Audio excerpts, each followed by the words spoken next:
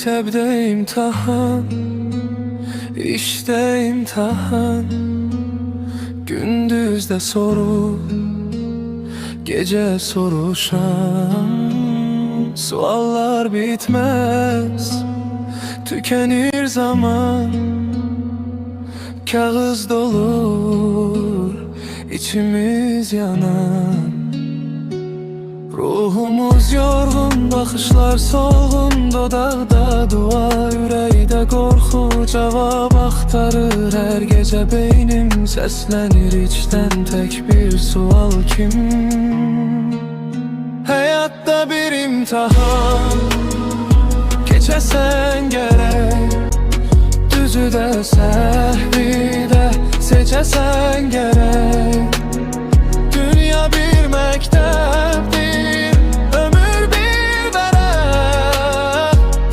Hatı oxuyub biləsən gərək, biləsən gərək,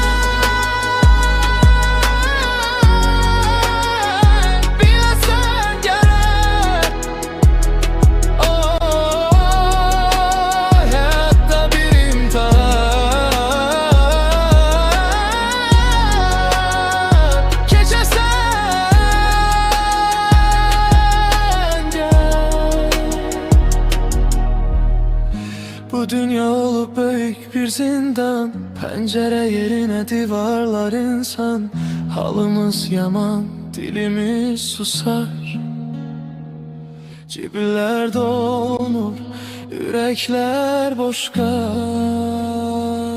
Bəlkə də cavab tək bir kəlmədir. Verdiyin sevgi qalan əməldir. Hər səhvdə dərsdir, silinməz izdir. Oxu bu vərəqi, hələ vaxtımızdır.